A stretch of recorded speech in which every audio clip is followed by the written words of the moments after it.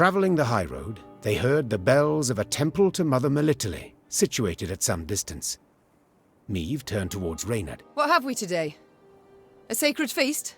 Not that I recall, Your Grace. The Queen's brow darkened, her hands clenched into fists on her reins. Then they sound the alarm. Follow me! Stained glass shards glinted in the grass. Bits of down, ripped from quilts, wafted through the air. The priestesses, gathered in the yard, were seeing to wounded pilgrims, setting toppled, oft beheaded or armless statues back on their feet. What happened here? The strays of Spala fell upon us. Sighed the prioress. Stole the offerings, the monstrances, holy books. My lady, I implore you, come to our aid, recover what's rightly ours. Ever clever, Meve's scouts soon discovered the bandits' tracks. They led to some thick hazel groves east of the temple. The perfect place to hide, or to lie in ambush. It's all come clear now. Sabotage. 'Twas the bandits who weakened the walls. The Queen's company defeated the bandits and recovered the loot.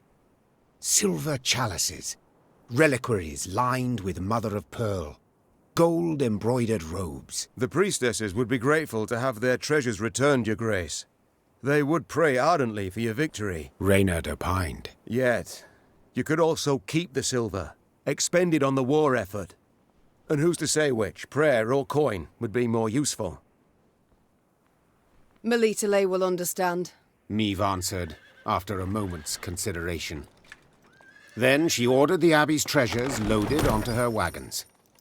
As they went on their way over uneven ground, each clink and clank reminded the Queen that to save her realm, she had stolen from the gods.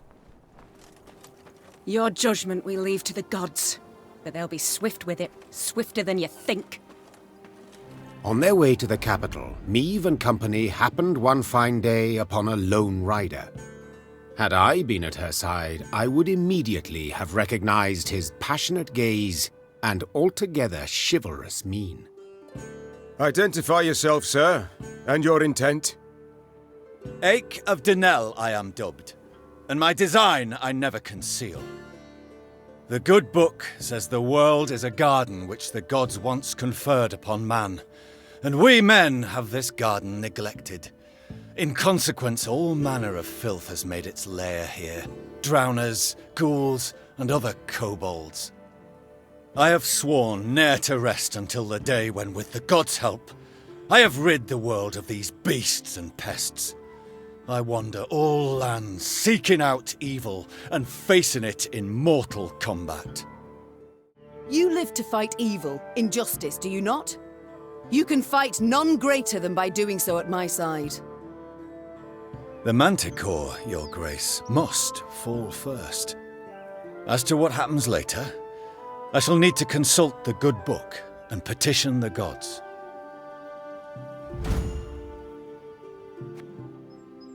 Agreed, so be it.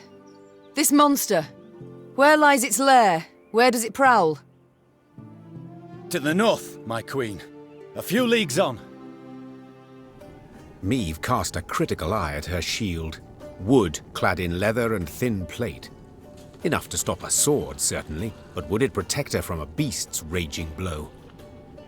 Noticing her hesitation, Reynard approached the Queen and said, Your Grace, none will utter a disparaging word should you step back. But they will think them, replied Meve. and that's bad enough. The war has begun. I can't appear weak to my fighting men. Without awaiting an answer, Meve strode into the cave.